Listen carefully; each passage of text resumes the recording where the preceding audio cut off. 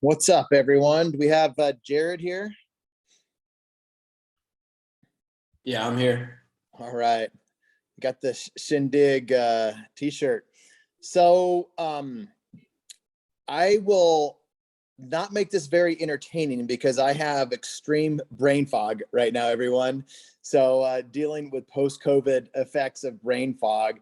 And so I thought Jared could kind of finish what he started the other day. And we've had conversations about just what he does on social, and he's doing some really, really cool things. So I'm going to turn this completely over to my man, Jared, and I'm going to go on mute and off camera as well, but I'll be here.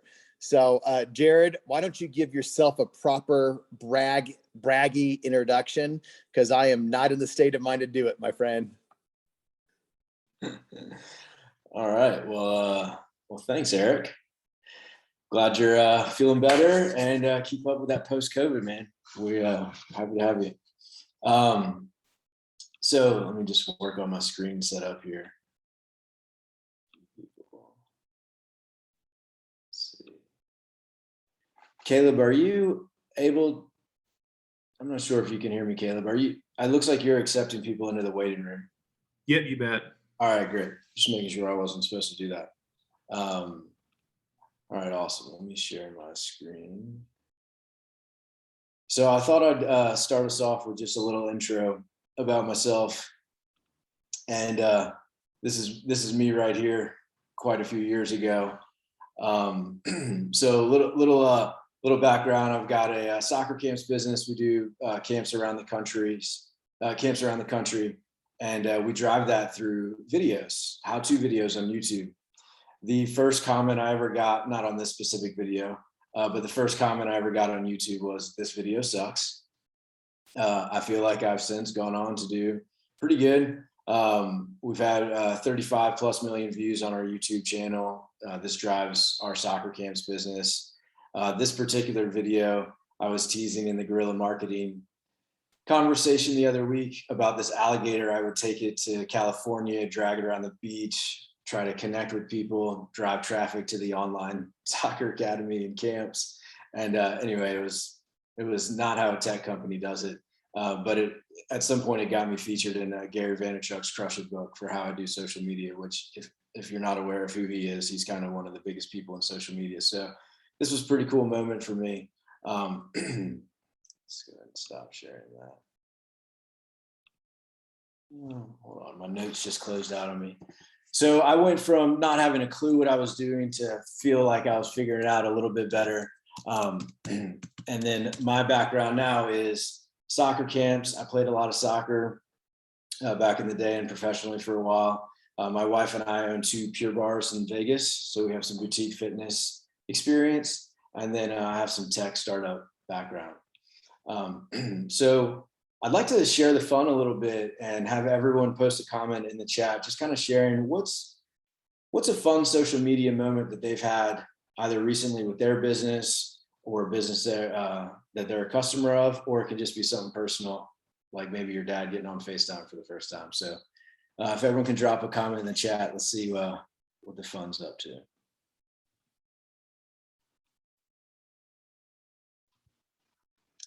Shout out to Joe for one of his Kid Strongs opening up recently.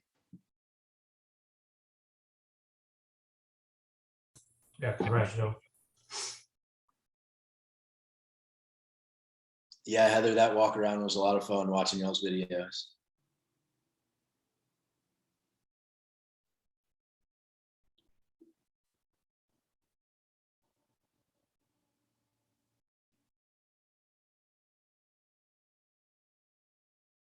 Oh, cool. A drone to take a video of a guy treating at home. That sounds awesome.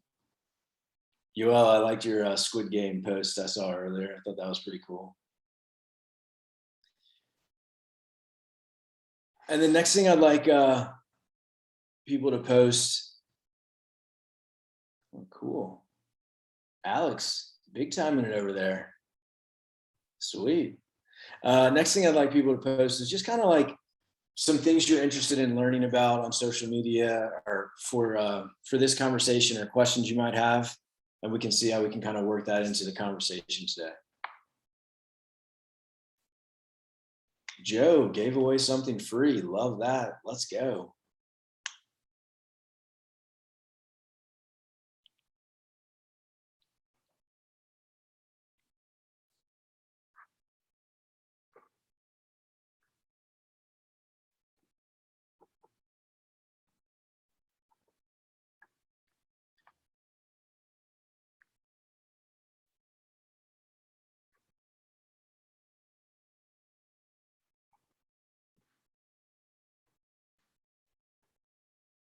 Just taking some notes as I see the comments come up.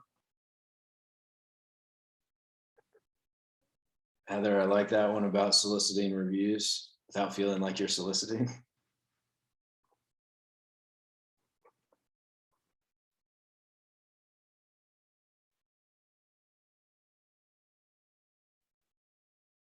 All right. So if you're still typing, cool. If not, all good. We certainly have like a range on this call, which is kind of fun. We got area regional managers, pet resort owners, franchisees, sales directors who want to do YouTubers, YouTube subscribers in the thousands.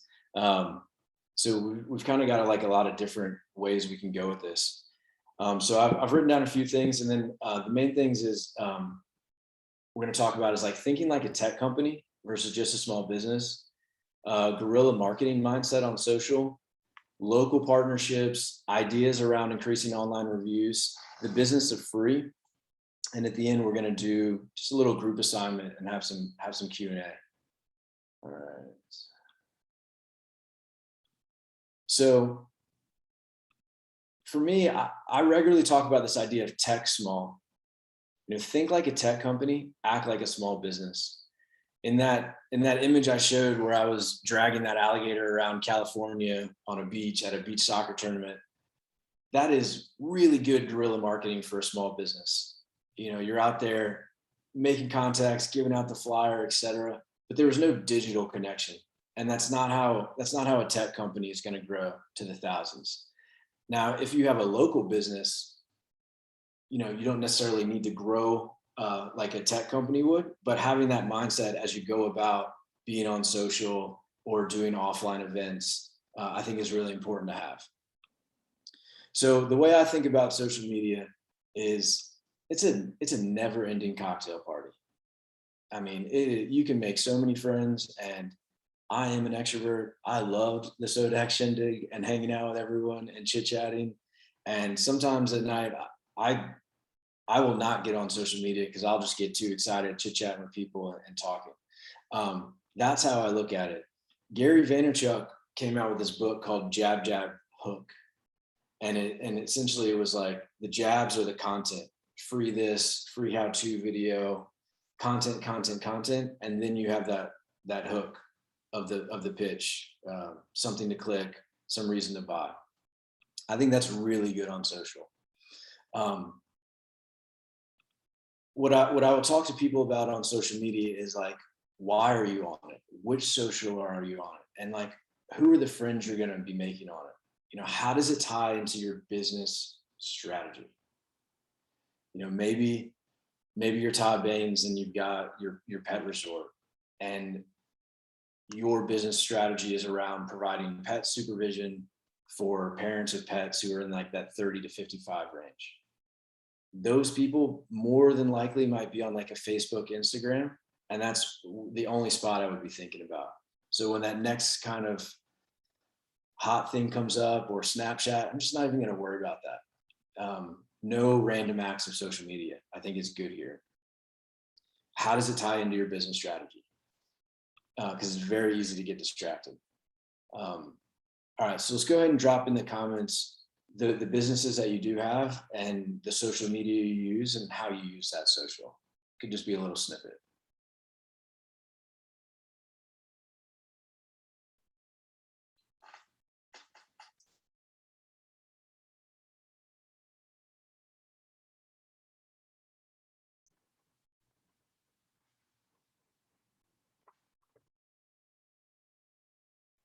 And I'm sorry, there's no like great music playing right now. That makes this a little bit more engaging.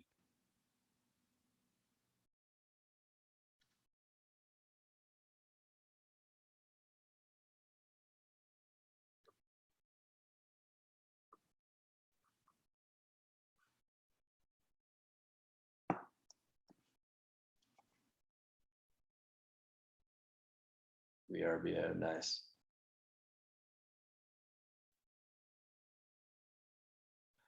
All right. Another kind of mindset thing here is thinking about just going viral in your community, not the entire internet.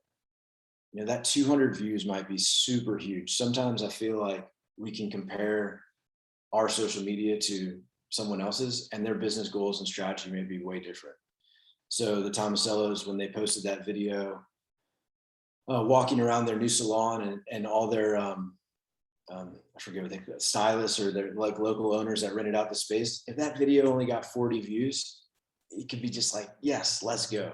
It doesn't need to go crazy, 200 views, 1,000 views and go global.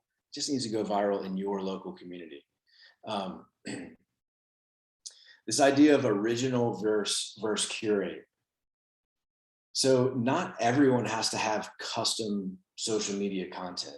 So we'll take Joe, for example, with his handyman service. And he posted in there about, you know, how can I have a good social media presence without putting tons of time in it? You know, one little way to do that is around handyman tips. And instead of coming up with them yourself, you're just spending maybe an hour finding images, articles, etc., around the subject of having a handyman.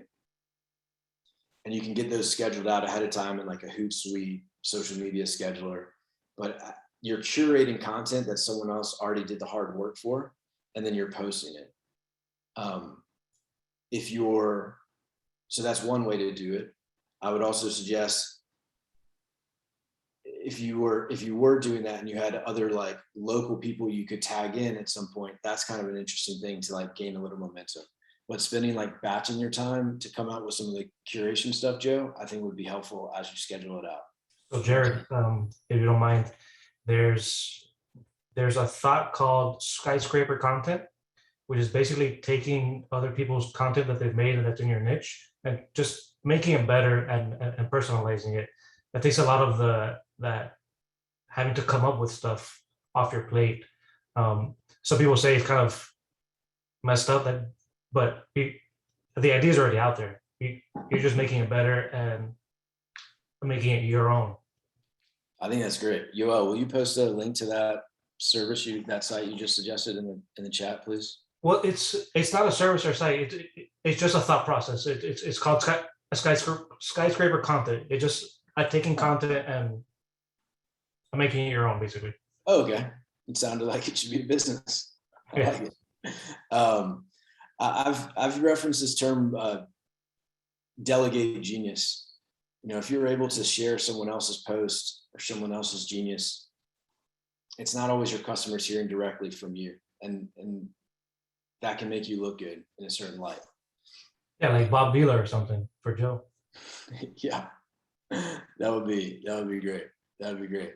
I had an idea around. I think it's Trey. Trey's got a new Christmas light company putting up Christmas light. Spending time just finding awesome images of Christmas lights around the world could be a really neat way to just put out some content. Maybe it's getting shared or getting some comments. You can do engaging things like scale this 1 to 10. How much do you think the electricity bill is on this, to get some comments going? That could be kind of fun and like slowly getting your stuff out there without it being so salesy. All right. In the last call, we talked about guerrilla marketing. I'd ask people to put their thumbs up, but we got a lot of no videos today. In the last call, there was a guerrilla marketing conversation, which it was a lot of fun. And thinking about Trey and Eric and Brian Holmes all in their Statue of Liberty costumes out there on the side of the road, drawing up business, that's fun to think about. I think taking that mindset and applying it to social is very beneficial and something you can almost do from home or have your team leaders do from home. So for example, comments that scale. Maybe there's someone in your local community, they ask a comment online, or they post a comment online, they ask a question, whatever it is. Instead of just having a 1 or 2 word answer, take a few minutes and write a thoughtful answer.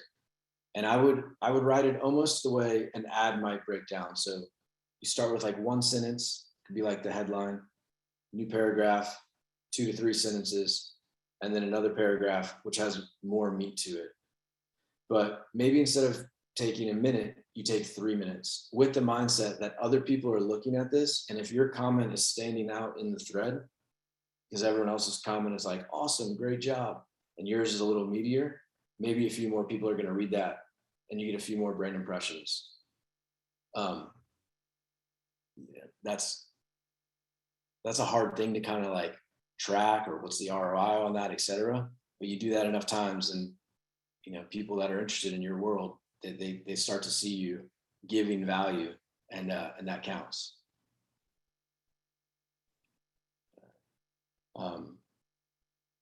I think tagging people and other local businesses into your conversations or spotlighting them is very, very beneficial. So someone wrote in the Franchise Secrets group about how to like create more community engagement, like in your local community. When I was at the SODAC Shindig, just taking a photo of Eric and Justin and posting it and tagging them and making it all about them is a neat little moment for them. High value to them, super low cost to me. And I'm somewhat put into a light of, well, that's really cool, Jared did that. So as you're out there at your local community events, instead of just thinking, how am I going to post about our business, thinking about how your business is going to be posting about other people's businesses. And I think that's a neat way to earn that trust in the community, give, and you're kind of put into a nice spotlight.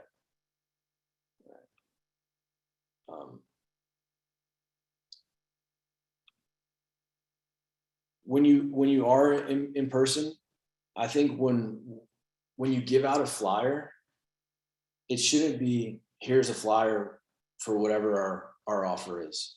It's because that's how a small business does it. The tech company is thinking, how am I getting the data? How am I getting the data? So my mindset here is you're giving out the flyer and you're like giving them something for free, whatever that may be, free class, etc. And you're asking for some type of customer data, email, phone. You want that. It shouldn't be go like our Facebook page. If that's the first call to action for them, Facebook owns the data, not you. So I'm trying to think through, okay, we get the data, we have the email, we have the phone, we can follow up directly with them.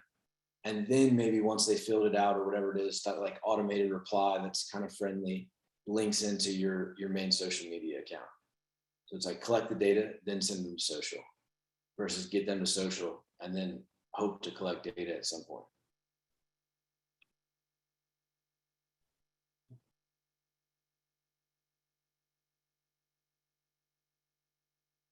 All right.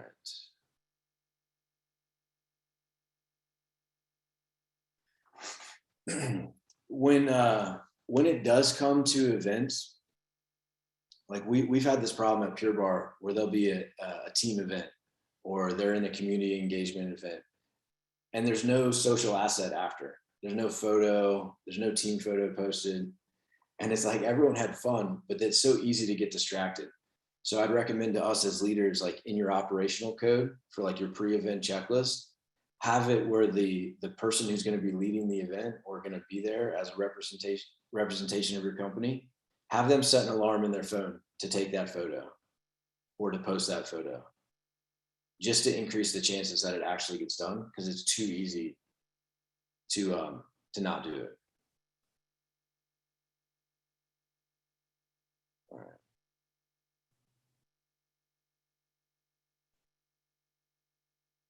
All right, strategic partners. This I think can be challenging for some of us. I know my wife has been frustrated about this in the past, where it's like you want to have strategic partners with these local businesses, and it can be really difficult to actually get them to do something. And my suggestion would be on the strategic partners is starting with like a giver first mindset. So instead of going straight to them and asking, hey, would you like to partner? You'll post about us, we'll post about you, we'll do this event, you'll do that event. Just start posting about them. and look for those people that are already naturally kind of active on social and start to reshare their stuff. You have a smoothie at their local tropical smoothie. Shout out to Vang. Tag them in it from your company's account, and maybe do that a second time prior to reaching out to them. And if they're engaging with you on social and resharing it and thanking them, they're a little more likely to want to take that strategic partnership conversation, and it's worth more of your time to try to get it, to make it a little more official. But I think starting with that giver first mindset is a good way to start the relationship and the ask for, hey, do you want to do something a little more formal? All right. So Heather had a really good comment about soliciting reviews. And so we're going to talk about that now. So I'm curious, let's see a yes or a no in the chat if you ask for reviews at your location.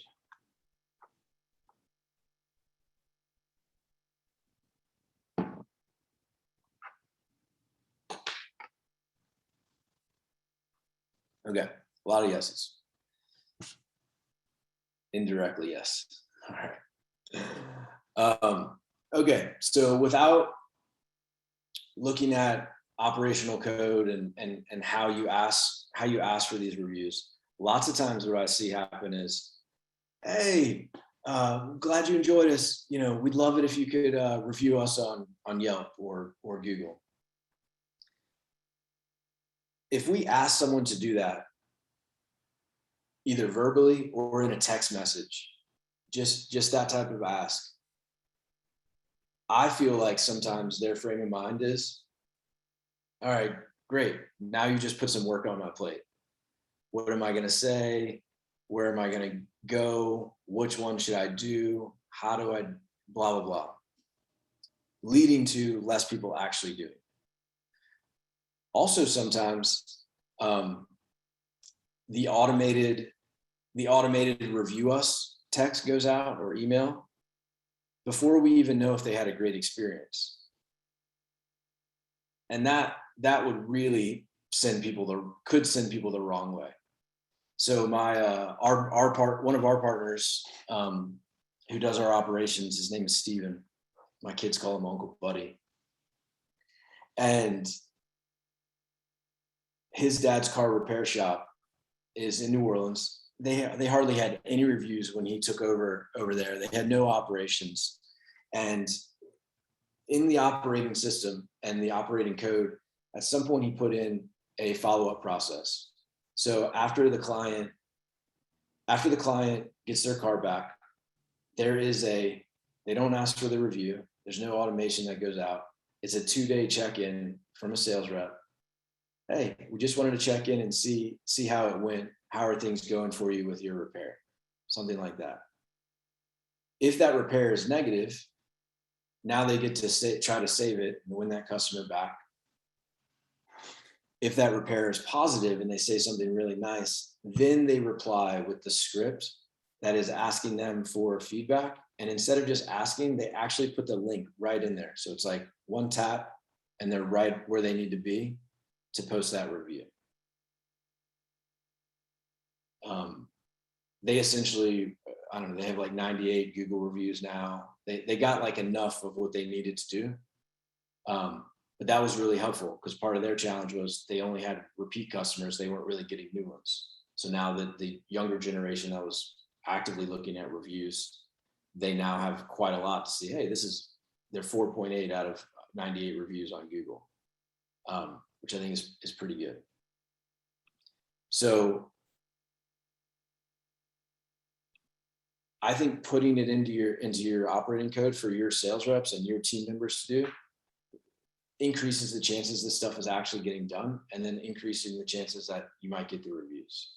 Yoel may know a little bit more about this part than I do, but Steven mentioned at least years ago when they were doing this, that if they got too many reviews at once, that could throw off Google's algorithm, et cetera. So they would only do it, every couple of times they would ask for the review versus every single time. So that might be something to think about. And then kind of with that link that you're using, I think a bonus tip would be linking directly to maybe a Facebook ad or an Instagram ad that you're running, and asking for if you already know they're positive, asking for that feedback on that ad versus just a review site.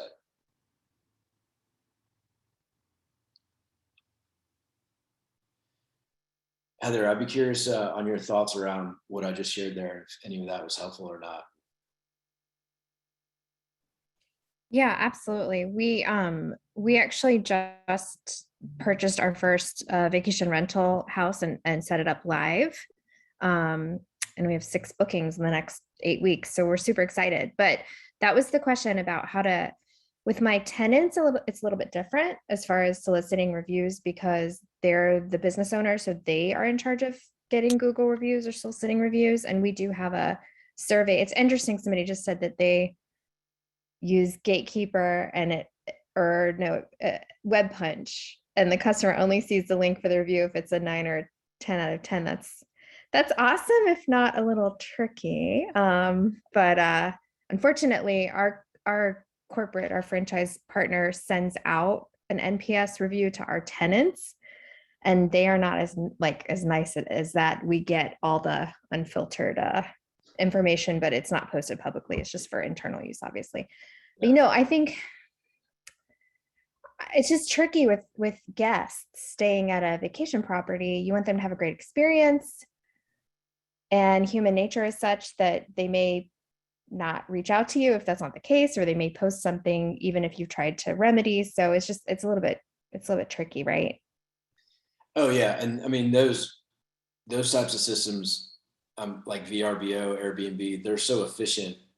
It's a little bit different than just like the typical business. Like it's a two-sided marketplace, so they need to make sure the people staying there are treated in a certain way, the same way you guys are. So they don't want you to do what my friend's car repair shop did. Like if it's bad, they want to know about it. Right. And it's hard when you have no reviews when you're starting out. I said, maybe we should offer like a $5 Starbucks gift card if you post a review. But one of my friends who's another owner said, nah, that's kind of soliciting and it's a little bit squishy and you might get in trouble for doing something like that. But I think it is a nice way to say thank you for taking the time, to write us a review. I think offering, I don't know if anybody does that for their customers, if they give them like a sweet thank you. Heather, so one thing we did to get around that, trying to buy their reviews, is we created a giveaway, like a barbecue. And one of the ways to enter was either follow us on Facebook, follow us on IG, or leave us a Google review. That was just one of the ways to enter to win. That's a nice idea. We got a ton of reviews. We didn't ask for, it has to be 5-star. No, we just said, I leave a review. Human nature says that they're going to leave you a good review if they want to win something. So we got a bunch of reviews like that. We also use NPS, Web Punch. And what we do is that whenever we see customers give a 9 or 10, and you can pull the reports from their website, we send them directly a link with a text with a link straight to Google, because they're more likely to leave a review, and a good one, because they already did. There's a Netflix show, Heather, called, I think it's Short-Term Rentals, maybe. But it's with a designer and a business person, and they're like 30-ish minutes each, but they have some really good stuff specific to that. I like this idea of like the business of free. I think free earns trust. So thinking about high value, low cost things you can do to make their experience just a little bit better, I think is a great way to earn those reviews that are probably going to come, because I'm guessing the VRBO system is going to send them over. So that $5 Starbucks gift card, is it packaged up into more of a little like welcome basket, or I don't know, something like that is high value to them and low cost to you.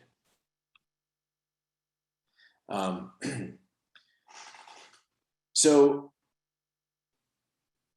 with that mindset of business of free and high value, low cost, and like free earning trust, it's like, how can we make these little magical social media moments? There's so many of them, right? The handyman fixes something and someone is just so happy because it hasn't been fixed forever. Or some kid does an amazing accomplishment at KidStrong. I was thinking about the pet resort that Todd and Melissa have. That moment when a customer has that first hug with their dog that they haven't seen for 2 or 3 days, that would be a really cool social media moment. And you could decide if it is or not, but thinking about what's a cool social media moment that our customers would really love, and then train your people to try to capture those moments. So I'm imagining dog coming out, people are excited, it's like captured on a little video, it's shared on social, the person's tagged, and then maybe you take it another step farther, where of that little video, you've grabbed a screenshot, you've dropped it into a little templated digital photo frame that maybe you have, go on Canva, design something, and now you're also emailing that customer that photo, that little digital photo. I would lean towards not telling them to share it on social, just give it to them. And some people might really want to share that on social, which would be great. But to me, that goes to the mindset of high value, low cost. It didn't cost us too much besides training our team to capture those kind of moments, and then the labor to capture it, post it, and put it into the frame. Yeah, and Joe, like for you, for Handyman, it's perfect. Before and afters are very strong. So if you train your techs to take pictures when they get there, and then after they fix something, I mean, you got content for days. Yeah. Another one would be on the business of free is, let's say you're Ryan Casey on like a sales question.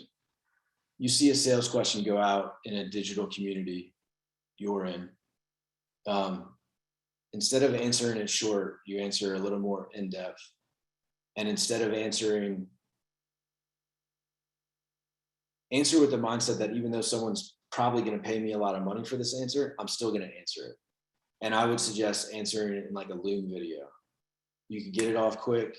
And then as you're looking through the comment thread, if everyone's just like 1 or 2 word answer, and then all of a sudden, boom, here's this Loom video, like a detailed answer, and someone saying hi. Not only do you stand out to that exact person, but you stand out to the comment thread and everyone who might be reading that. And that goes with that business of free. For some businesses that applies, and for others, it may not.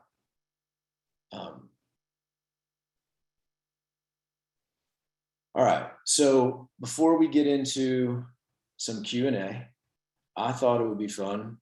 Caleb, are we able to split out into some breakout rooms? Yeah, for sure. Okay, well, here's what I think we should do. We're going to split up into some small groups wherever Caleb puts us at random. And I think it would be fun to come up with a business of free social media kind of moment that could be captured, and how you would share that, how you would share it, where you would share it, like what's kind of the execution around it, with that mindset of high value, low cost.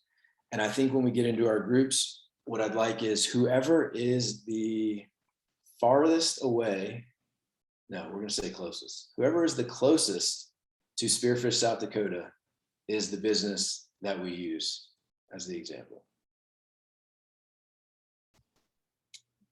All right, you ready, Jared? Yeah, so we'll take like 5-ish minutes, come up with like a business of free social media kind of moment that could be shared. And then when we come back on, we'll have 1 or 2 people share their ideas and we'll talk about it and then do some Q&A. All right.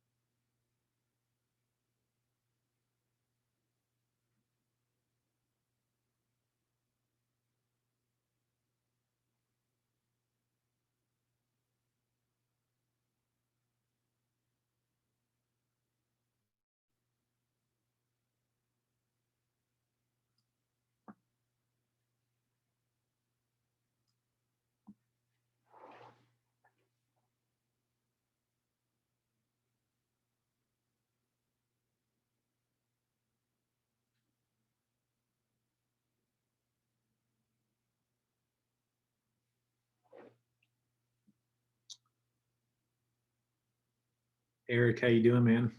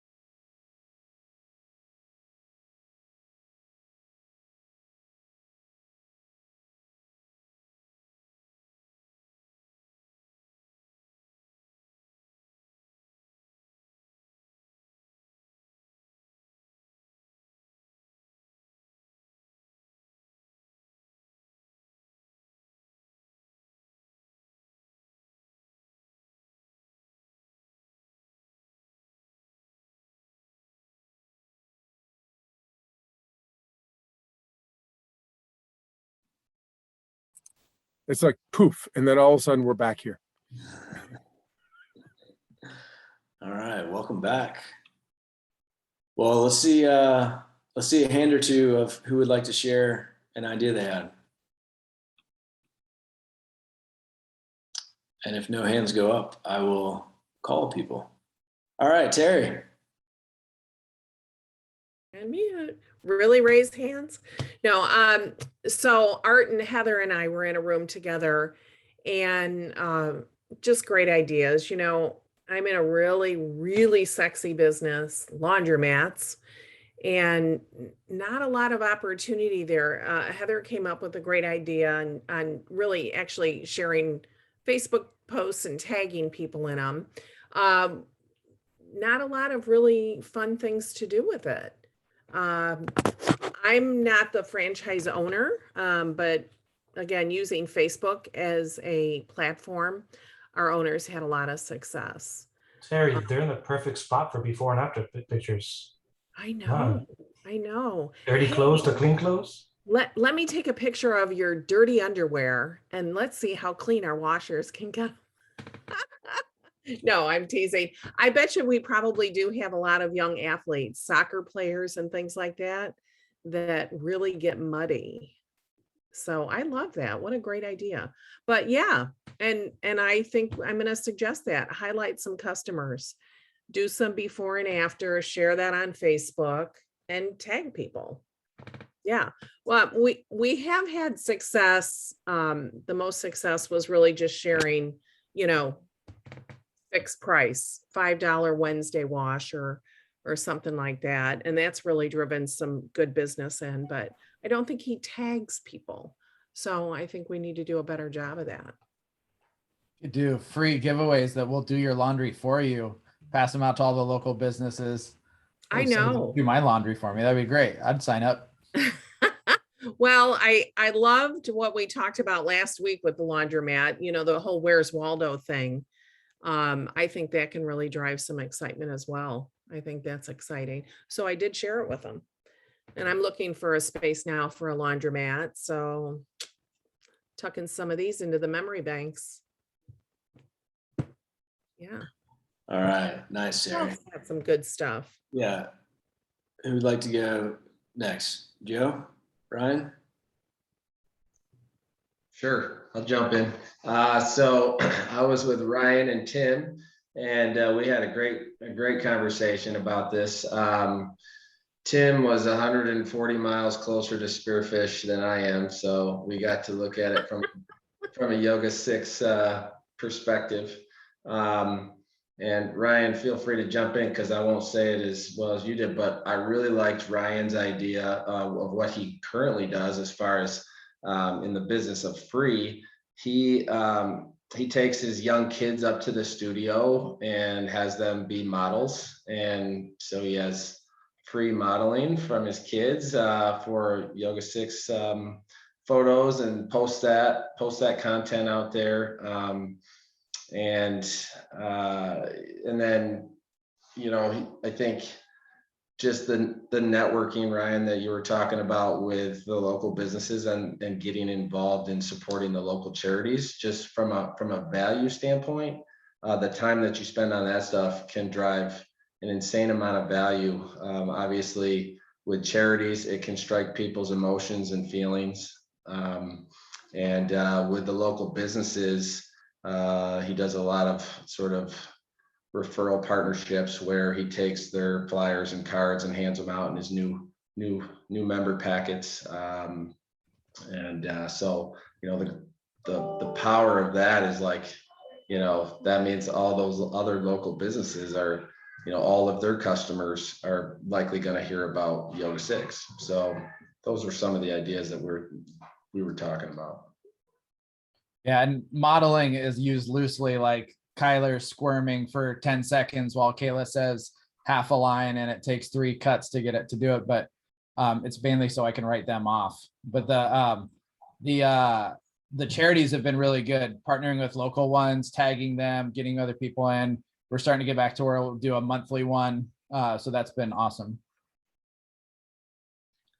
I would chime in and suggest to Tim on the with the Yoga 6 and the kids doing it, that it might be fun to have like a mommy and me class. Let's just assume there's, you know, legal and all that stuff is taken care of. But this like free class where it's at a time when you're not having class, there's not a lot of extra cost to execute it. You know, maybe one of your teachers is running it, but the client and the kid can do a little yoga session together, which could be really neat for the kid to learn more about yoga.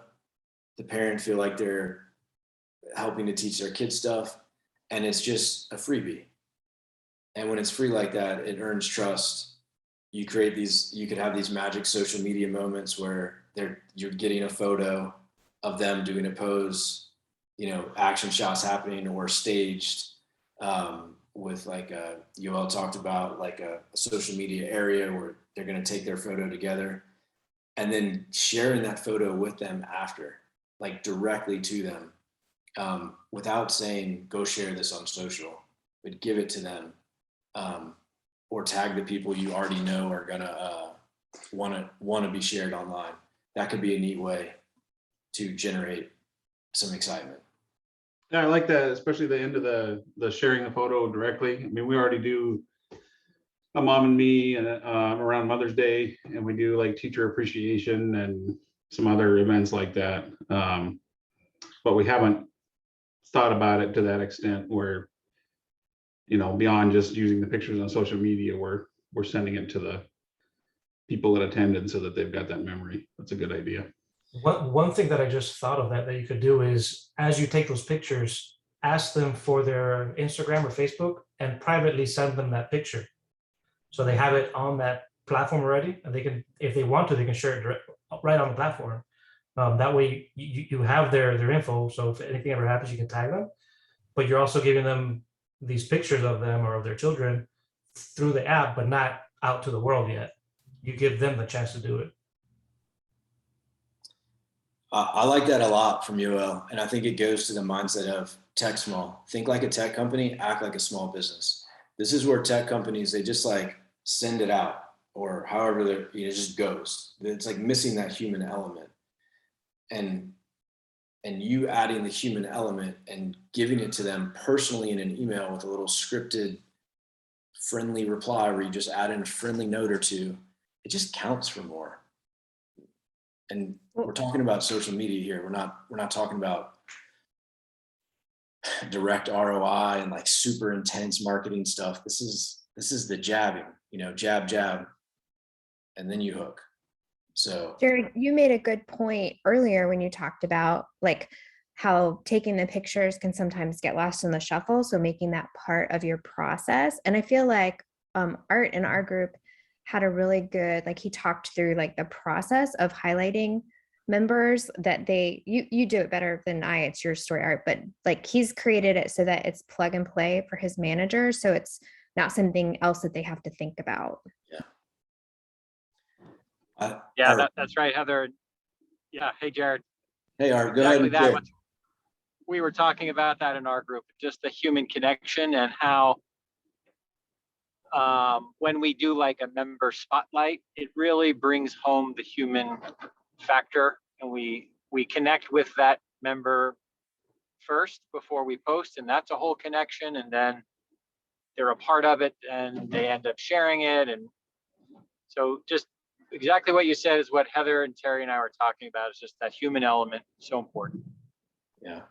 And we talked a little bit about this in my group, and I think something could apply here, but there's a saying, behavioral residue, like the Lululemon bag. The Lululemon bag is so much it's nicer than the regular shopping bag. And because it's a little nicer, people are less likely to throw it away. So instead they reuse it. And now there's all these little Lululemon bags going around in the community being used for lunch, carrying stuff, etc. And it's just this behavioral residue of their brand going out. So with this photo, Tim, you've shared it to them on Instagram. which I thought was so good from UL, making it one step easier for them to just post while they're already on there. But imagine that like a week or two later, it's like surprise, and they get this like print off. Maybe it's slightly bigger than a normal photo, not quite a poster, Joe, that I suggested earlier, but slightly nice enough that they're not going to throw it away. And it's about them and their kid. And maybe a little like comment on the memory that they had while they were there, if you happen to catch it. All right. And then because it's a little bit nicer, maybe it's like staying in their house longer or going on the fridge. And if someone happens to come over or they've shared that now, it's like, there's a talking point because the YogaSix logo is just like in the bottom corner. I believe it's got to be way more about them than your brand, but it just increases the chances that it sticks around and it doesn't get thrown in the trash. And Terry, with that, this just popped into my head.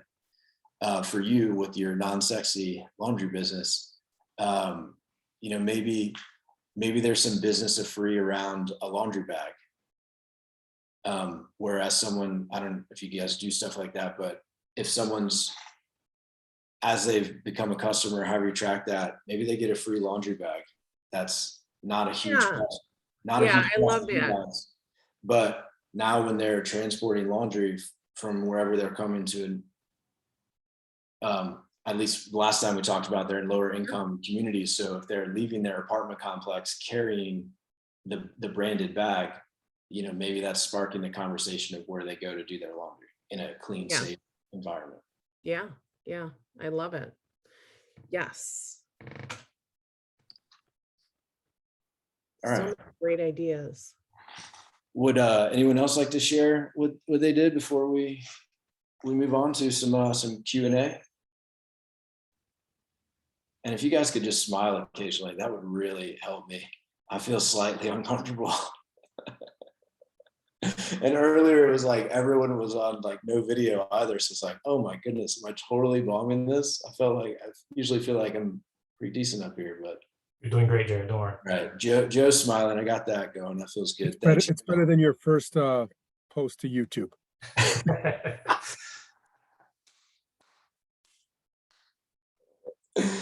All right, nice.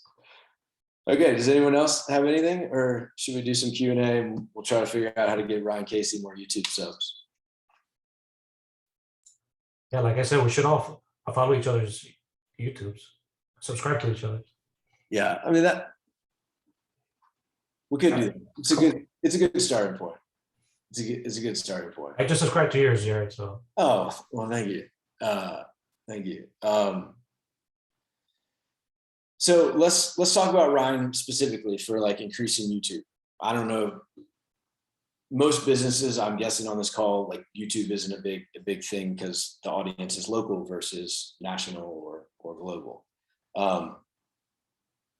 So for you, Ryan, my initial thought around increasing YouTube subs goes into on the SEO side. What are the top FAQs you're getting asked, and then having videos for those top FAQs, and then going even deeper. You know, if you have 20 questions that you're regularly getting asked, making videos for those 20, doing some basic SEO research around that so they're tagged properly. As soon as our soccer videos started adding some basic SEO, that's when they just started like going and getting bigger over time. We haven't released a new one in 3 years. And they just keep getting bigger, keep driving traffic. So investing in some SEO knowledge is going to be helpful. And then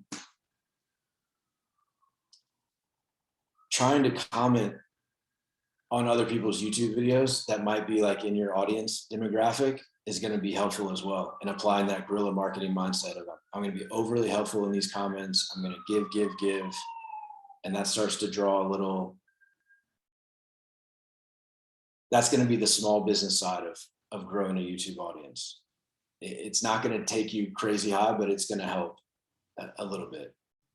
The SEO is going to be the biggest. And then you could maybe look at trying to have conversations around other YouTube subscribers, like in your kind of audience that maybe aren't necessarily like sales coaches, but they're people that would use a sales coach. But going after the people that are going to be obtainable influencers.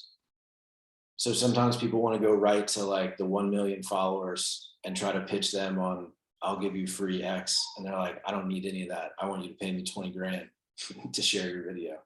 So starting with the smaller level kind of people and trying to maybe give them something for free or build that relationship with them is where I would start. If you don't have a massive budget to be paying for a promotion. Perfect. Thanks. You're welcome. What about like training videos, like small training videos, like not a whole class, but some small training stuff that you can put online? Yeah, it's actually what I'm in halfway through, just like a mini course where they're like the 6 5-minute videos instead of an hour each day, breaking it down. Cool. Yeah, perfect. And you could consider repurposing a lot of your content too, Ryan. So like a course you already have, maybe you can break it up into 50 pieces of like more bite-sized content that you can share. I would just suggest making sure you spend the time on the SEO side of things. Otherwise, the algorithms aren't going to do what they're intending to do. Yeah, that's where I need the most work for sure. Done anything with that.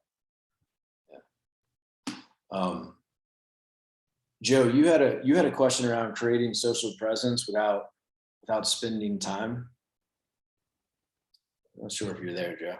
Yep. Can you elaborate just a pinch more on that?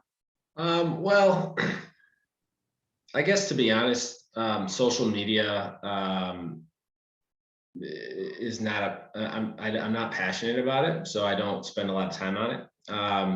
And part of it is the business that I'm in. Lead generation is not the problem. So I think my social media should be focused around what the bottleneck is in my industry, which is recruiting, retention, labor supply, and then the execution, actually executing on the production of the work. So I think for me, it was like, at least initially, I always thought of social media as like lead gen and like brand awareness. But now that I'm sort of thinking out loud here, it's like, if I could see myself getting more passionate about social media if it was around the things that actually, that are the actual issues in the industry that I work in. And so, yeah, that question was more so like, okay, how can I do better than I do now, but not have to put in a lot of time and effort into it? Yeah.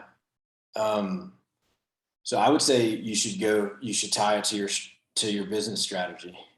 And so you're not just on social media doing social media, it ties into business strategy. So for you, what I just heard was you don't have a problem with getting clients. You have a problem with getting the labor to fulfill the clients. So then my mind goes to, all right, you're almost like this two-sided marketplace. You got to market to the Uber driver and you got to market to the passenger. So I would be thinking about social media around what your target market, your avatar looks like for the labor side. What social media are they on? What are they interested in? What do they need help with? And then like stack the value for them. So if they fit into that handyman kind of labor pool, what else could they benefit from? So they're going to get paid with us, but they're also going to get finance training. So Ryan talks about this type of stuff. Like we're teaching them life skills that are going to help them. So they're going to be more likely to work for Joe than any other company in town because they're getting this, that, and that all on top of just getting paid to do their job. So that's how I would be thinking about finding those people on social, engaging with them, helping them. if I saw someone that I think would be a good worker for me, I would be giving, answering a question for them in their Twitter, and if they're on Twitter or Instagram, answering their question and just being helpful prior to pitching them to come work for me. And kind of show how great it is to work at your business. Yeah. That's, I think thinking about it that way, flipping the script on what I've always sort of thought of as social media, or as far as the purpose of it, I think that would allow me to feel strongly enough about it to dedicate, the time and effort to that. But yes, it could all be focused on, it doesn't all have to be lead gen or new customer acquisition, right? And so, the other thing that I'm sort of thinking about is with customers, I mean, just as far as the production and like the delivery of the brand experience that they're getting from Handyman Connection, it's, you're working in people's homes, which is always there's just more of a emotional and trust aspect as a part of that. So I'm thinking, some of it could be geared towards setting customers' expectations, right? Like, hey, if we're 5 minutes late to the appointment, like it could be because of traffic. It could be, it's like, obviously we want to be on time, but like, we don't want to be late, but it's, if we're a little late, like, cut us some slack, type of thing. I'm just, again, sort of thinking out loud, like if there was, I guess I'd be curious what you guys think of that, but it just the good seems thing like with the good thing with social media, it's basically you make out of it whatever you want. I mean, you can have it be for lead gen, you can have it be for, looking for labor, you can have it be for brand awareness. It's whatever you need it for. Yeah. My mind went to Joe, like having a post with one of your handy men or people with maybe like holding their kid up, and it's like it's empathy in action. It's this personal moment. So when you send that set expectations email or that set expectations text, it's like, hey, if we're 5 minutes late, we're so sorry, could be in traffic. Also our people have kids, like so-and-so, check out this photo. And now they click it and it's like, you just made that person more human, and they're a little less likely to get as upset. Doesn't mean they won't. Like you're humanizing what's going on. And I think as leaders too, with our teams, especially as we get more and more removed, like I'm regularly trying to share photos like, hey, this is what I did with my kids this weekend, and just to help people see like I'm a human too. Yeah, that's one of the things that we just started too. I created a technician bio. So basically, like, what do you like to do on your weekends, on your free time? What's your background, this and that. Once they fill it out, I have a picture of them. I have a template that I do, and I'm going to start posting that, once every other week, so that people see who the technicians are at their homes. They can read up a little bit more about them, what they like, things like that.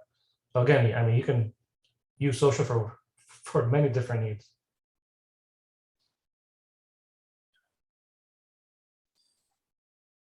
I think the humanizing aspect is such a good point by both of you guys, because I think in today's world, when most people buy stuff, whether it's from Amazon or whatever, and they reach out to a customer service department, right? That's there's no human on the other side, right? It's just a complaint and give me something.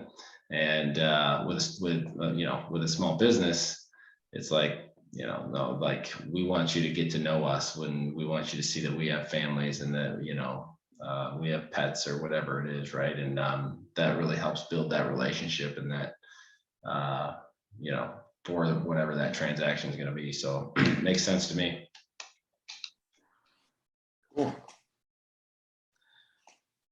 All right. And I think last question I have written down before we can see if anyone else has any other questions was Yoel on gaining more followers.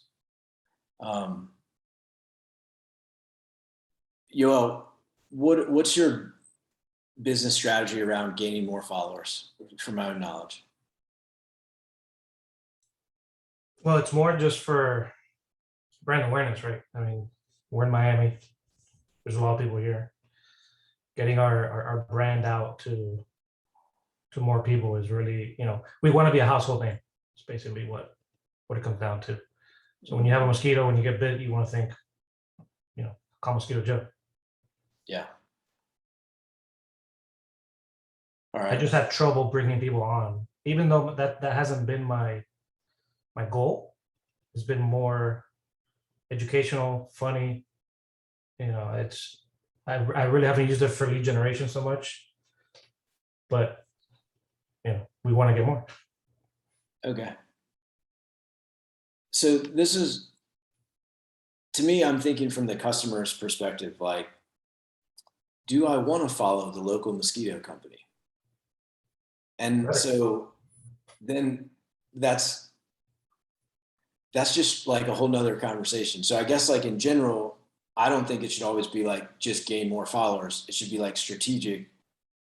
And I don't even have enough info to like really understand. But where my mind went to for you, because it is brand awareness, like, and I'm also, people probably don't even realize they can just like solve a mosquito problem. They might just think, we have mosquitoes. What on earth are we going to do about it except smack them every time they hit us? So when I see your memes getting shared, I like that. And a friend of mine on more tech side of things was a part of building a music brand, and so much of it was around like GIFs, funny images, etc. So, and then that's just going to be a hits game, right? You could go out and spend time and you could find the 100 most funniest images around mosquitoes, and you could try to share them and then share them on your personal, like on a scheduled time. And maybe 2 out of 100 actually got shared somewhat virally. Like maybe you got 50 shares on a post in that world. And maybe trying that.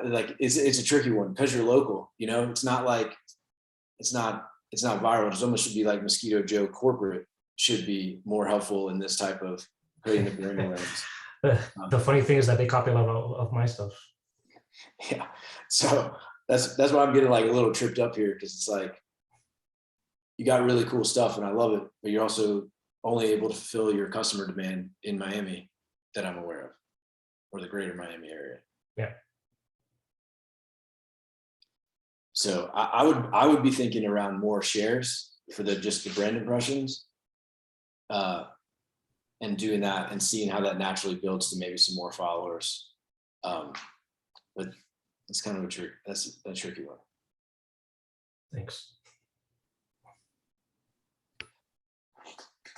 All right. Anyone else have any questions or want to come online and say something or post it in the chat?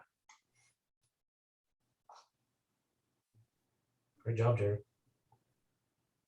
Thanks, Yoel. Ryan? Hey, Joe Atia, I'd like to hear anything you guys did for your launch, like social media and community engagement. I know launch is like it's a bigger one, so it's kind of a one-time thing, but a lot of times you can have some spillover on great ideas that you can use consistently. You're not going to believe this, Ryan, but almost nothing. With KidStrong, all we did was we did paid social media ads through Facebook and Instagram. That was, if not 100% of our marketing, 99% of our marketing. Wow. We didn't do any events. We didn't go out and set up tables anywhere. None of those challenges that I faced with Orange Theory, competing in the fitness space. It was a completely different experience. And super happy with your opening numbers. Yeah, very happy. It opened very well. It's the challenges. Honestly, we cut back in fact, the model right now, I don't know how many of you guys are going through the same thing, but our problem wasn't getting customers and members.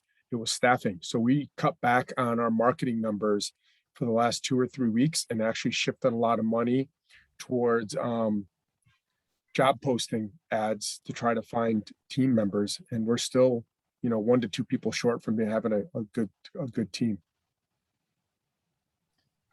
Jared, that might be interesting to kind of shift to how do we use social media to drive more employee staff? Like, how do you let that work environment to drive? Because that's a huge problem most people are having, is staffing. Any insight on, or just group thing from everybody of like sharing what it's like to work at the, Yoga 6, Orange Theory, Kid Strong? How's anybody use that besides the regular Indeed post and things like that?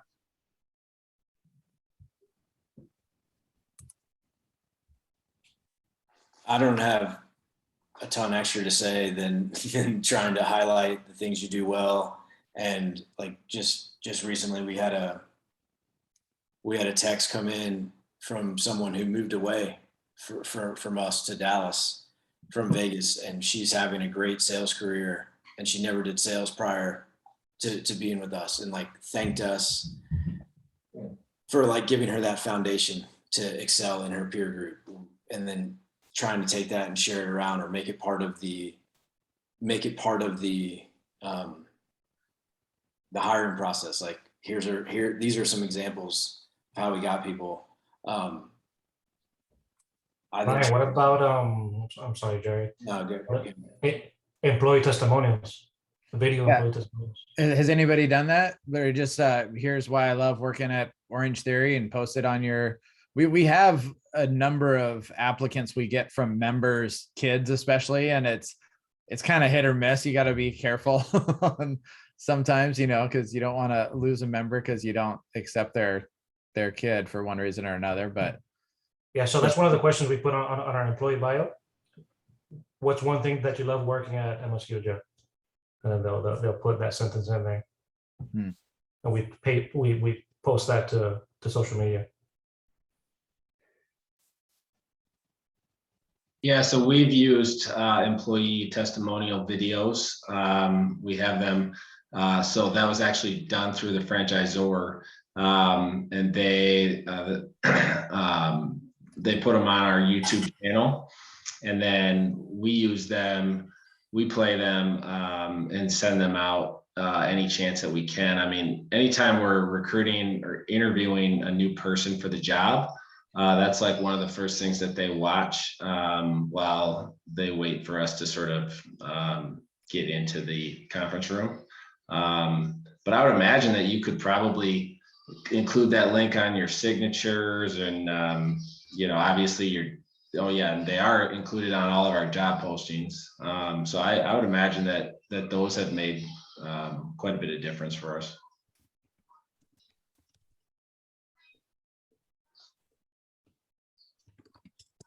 Heather, I'm curious how you guys go about finding your tenants at your salon studios.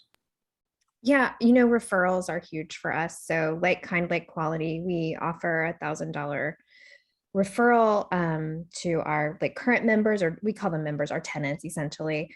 And so referrals, and then obviously word of mouth, and it's a little bit more old fashioned in that, but I am finding that Instagram and being active on Instagram, I'm lucky in that I can stalk good hairstylists and good massage therapists and other beauty professionals in my area pretty easily. And I can comment, or actually I don't do it. I have an assistant that just every day we just try to post 30 to 50 comments and likes. And that is driving leads and inquiries for the first time in a few years. When I ask, how did you hear about us? I'm starting to hear, oh, you're always commenting on my Instagram. And that's really kind of exciting. Yeah, it's great. Yeah. Isn't that Gary's like $1.80 or something like that? His theory. I don't know that. I don't know that. Give your 2 cents. Yeah. A bunch of times a day. Yeah, you're right. Yeah, it is 2 cents several times a day becomes $1.80. And like I said, we have a template. So she's literally like copy and pasting in comments because it's easy to do that with beauty professionals. Hey, that's an amazing transformation. Oh my goodness, you're so talented. What a great blonde. I mean, it looks like it's more customized, but really it's cut and dry. So yeah. Yeah, that's really magical right there. And that is the challenge with social media, which is the main subject of this call, was it's not always so instant. I mean, I was at an event 5 years ago, and there's this potential business partner, and he like Twitter DM'd me, and I was like, what is this comment? It was like a comment that was 8 years old, and I helped this kid with a high school paper when he was in high school. And he was just so grateful that we were now having this conversation 8 years, and like he remembered what I did for him all that time ago. It's hard to predict those types of things.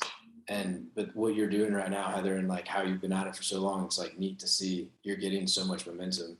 It's a slow burn for sure. Or I'll have someone say, you commented on my friend's post, because again, these are circles that are connected. And it's a little bit trickier when you're just looking for people interested in like health or fitness. I think that would be a harder audience, but we can actually like go into salons and see on their websites who their talented artists are because of their social media. And then we can just quietly kind of comment and encourage their work. And then it gets our name out into the industry. Yeah, I think that's so good. And you're just building goodwill over time. And I would suggest for your assistant, like if she sees someone with a question that isn't an easy answer for her or him, or like, and it's not part of the template, to tag you in, and then you write a really nice, thoughtful reply answering the question, or a little Loom video answering the question. I love that. I love that video idea, Jared. That's awesome because it's so quick and easy for us. And it's a standout to other people as well. And it just feels more personal. Yeah, it stands out in the thread. It looks different. It's going to catch the eye. People might hit it. A partner of mine on the tech side, I had him start doing that, and it was real quick. People are like, wow, thank you. You're going viral in our little Slack community because of how great that 5-minute video was. Another takeaway I got today. So we celebrate our move-ins with like a red ribbon and big scissors and a bottle of champagne, but we don't tell them in advance that that's going to be the case. So they're coming in their yoga pants and their top bun, and they're all like, oh, don't take a picture of me. So I'm realizing from this conversation, I need to let them know and set that expectation so that they can look cute if they want to, and it'll go a lot further. I think it'll be a much more shareable on their side if I prepare them in advance for that. I'm prepared to take pictures. Yeah, I think that would be really fun. You could build in some anticipation too, like just say, hey, we're gonna have a little surprise for you, and you'll probably be a photo moment. So look cute, or say it in hairstyle terms. That'd be fun. All right. Travis, any pizza questions over there? Anybody else? Travis, you're off mute. You were off mute if you wanted to share something. I know nothing about pizza. I'm all about painting. I'm sorry, Travis. But that's okay. You're in South Dakota. Not a problem. You're in South Yes, I Dakota. am. Okay, I've got you mixed up. The land of Pizza Ranch. So yes, and I forget his name, but I feel like it starts with a T, and I keep messing you guys up. Yes, I know a couple other Pizza Ranch owners as well. Sorry, I'm in the swap with a kid dropping at football practice, but I've been in and out today, but I just want to say thanks for the input and the connection to personal. I don't do much of any marketing right now because similarly, I struggle with labor, not finding customers, not finding work. So my big takeaway is I need to push the social media side of why they want to work with 360 Painting in Sioux Falls. Good luck with that, Travis. 100%. Thanks. Nice takeaway. Thanks for sharing. All right. Anybody else want to share a takeaway or a question before we wrap it up here? I definitely gonna try and post more outside of the business because I've been very protective of our social media and not like promoting other businesses, because we can't control those businesses. We don't know how they work, you know, how their customer experience is. But I don't want to be somebody that doesn't push anybody either. So I gotta find that balance. Cool. Thanks for sharing that, Yoel. I have a quick question. Hopefully it doesn't take too much time. But what do you think is too much social media? Too much posting? I think it depends on your customer. And your niche too, because if you're, I don't know, social media expert, you're gonna want to be on there posting several times a day. But you know, mosquito control, I don't know how many times a day you want to see my posts. Yeah, that's exactly what I'm trying to think about, is especially like on Facebook, when it starts filling someone's feed, even if it's interesting at the beginning, if you post 5 times a day and it shows up in your feed 5 times a day, it just sort of overwhelms your feed potentially. Now, I think for you, it's a little bit different because you're dealing with kids and parents and kids, they never get tired of kids. So Their own kids. They don't want to see other people's kids. Yeah, this is, I would say, just thinking of Kid Strong, it's probably going to be more in the 1 to 2 posts a day range, or every other day, like probably less versus a lot of posts a day. But maybe it's something more of, it's a post once a day, but there's 30 minutes a day allocated towards something like what Heather described, where there's some templated, there's like some guidelines, criteria to reply. And one of your team members has gone and like taken the database of your clients, tried to friend them, follow them, whatever. And then they're commenting on their post, yeah, and liking and all that stuff. And now and it's a thoughtful kind of reply. And now you're showing up in other people's feeds, on other people's photos, truly caring. And that it's going to be slow. That's kind of builds in. that might have to be every day, but the posting, you yourself, you might spend an hour or 2 on a Monday, schedule out everything, use a software that auto posts, schedule out for the week, you know, and you're doing that once a week, but you're taking pictures during the week so you have content for the next time. It's not something that you're going to spend on there every day, because I mean, I'm on it every day, but not by choice, just because I get bored. You need a better job, Yoel. I know, seriously. I need another business. Joe, that doing something like that, and then as your people are coming in, how'd you hear about us? You might start getting some of what Heather's experiencing of, oh, we've been seeing your logo on, out there. Cool. All right. All right, guys. Thank you so much, Jared. Thank you, Jared. Yeah, you're welcome. This was fun. Eric, thanks for having me. Caleb, thank you. Thanks, Jared. Appreciate it, man. It was good to hang out with everybody. I hope you enjoyed it, and it was fun. Thanks, Caleb. Thank you, Jared. Appreciate you. All right, y'all. Have a nice night. Take it easy. Bye. See ya. Bye.